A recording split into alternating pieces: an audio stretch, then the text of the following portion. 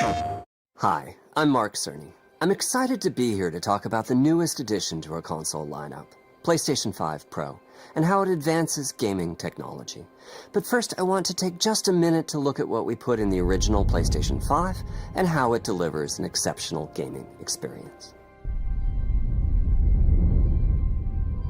When PS5 debuted in 2020, it brought a lot to the table. 8 Zen 2 CPU cores form the brains of PlayStation 5 and enable high-speed complex gameplay, with character counts reaching into the hundreds and frame rates that can be as high as 120 frames a second. PS5 has a powerful RDNA 2 GPU, which can render anything from intricate details to fantastic worlds with vast panoramas to explore. Ray tracing allows for dramatic visual improvements, including reflections off of water or glass, and the realism that comes from real-time global illumination. A custom SSD can load data at breathtaking speed, resulting in ultra-fast transitions between game worlds and data streaming rates so high that traversal speeds are essentially unlimited. You okay? I'm working on it! Tempest 3D audio tech brings an unparalleled sense of immersion to the sound of the games. With audio so real, you may not even need to see the enemies to know exactly where they are. Finally, the DualSense controller has haptics that let you feel through your hands what your character is experiencing inside of the game. It's wonderful to see such variety and richness of game experiences. Creators have made amazing use of the hardware capabilities, but when I talk to them, I do hear about their desire for more graphics performance. The dreams of the developers are bigger than can be supported at 60 frames per second, and that leads to an aspect of modern gaming that we're all familiar with: graphics modes. It can be a difficult choice for players. Fidelity modes emphasize the visuals, typically through higher resolution rendering. These modes might also have enhanced detail or use more ray tracing. But the games only run at 30 frames per second. The visuals can be choppier and the controls less responsive. Performance modes emphasize frame rate and interactivity, typically choosing to run at 60 frames per second, mainly by reducing the graphical detail until those frame rates can be achieved. When asked to decide on a mode, players are choosing performance about 3/4 of the time. Removing that decision, or at least narrowing that divide, is one of the key targets for PlayStation 5 Pro. We want to give players the graphics that the game creators aspire to, at the high frame rates that players typically prefer. To do that, PS5 Pro substantially improves over PlayStation 5 in 3 ways. Here's what we call the Big 3. First, we made the GPU much larger and increased the speed of the memory it uses. The result is rendering that's up to 45% faster. Second, we made major upgrades to the ray tracing, taking a streamlined and accelerated approach that allows calculation of the rays at double or even triple the speeds of PlayStation 5.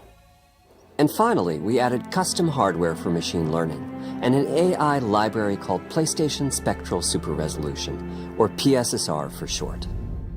PSSR analyzes the game images pixel by pixel and can add an extraordinary amount of detail, which boosts the effective resolution of the games. Game creators are adding PS5 Pro support to new and existing titles, and with the Big 3 involved, the results can be pretty amazing, with graphics showing something like fidelity levels of detail, but at double the frame rate. Here's The Last of Us Part 2 running on PS5 Pro. It has huge amounts of detail and targets a super smooth 60 frames per second. Let's compare this to the fidelity mode on PS5, which is only running at 30 frames per second and is therefore much choppier. Don't stop! We gotta lose. This goal of delivering almost fidelity-like graphics at performance frame rates has been achieved for a broad set of titles, including Marvel's Spider-Man 2 and Ratchet & Clank Rift Apart. We can see that PS5 Pro is close to doubling the power of PlayStation 5. Another way to compare the two consoles is to look at PS5 Pro versus Performance mode on PS5, both of which target 60 frames per second. What we see here is a difference in detail. PS5 Pro is much sharper and crisper than PS5. For this, my favorite is the parade scene from Ratchet & Clank. Distant details are much clearer.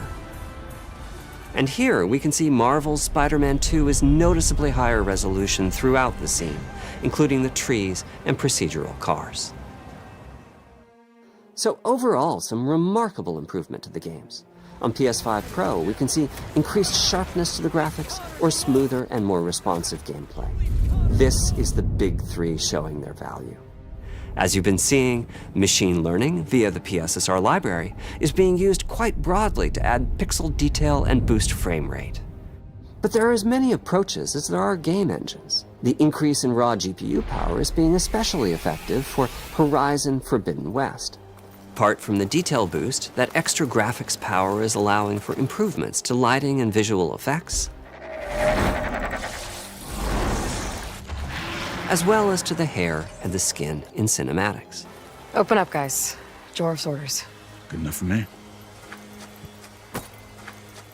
Ray tracing is finding broad usage as well, particularly when the games are focused on higher frame rates. The faster hardware in PS5 Pro can make a real difference, allowing Gran Turismo 7 to add ray-traced reflections between the cars in gameplay, while continuing to support their targeted 60 frames per second. That boost in ray tracing is also delivering big wins for Hogwarts Legacy, allowing not only for better reflections and a greater variety of reflective surfaces, but also for further realism in the casting of shadows. I hope you've enjoyed this run-through of the technology behind PlayStation 5 Pro. Simply put, it's the most powerful console we've ever built, and a worthy addition to the PS5 family. Let me wrap this up by giving you a quick look at a number of games running on the new console. You'll never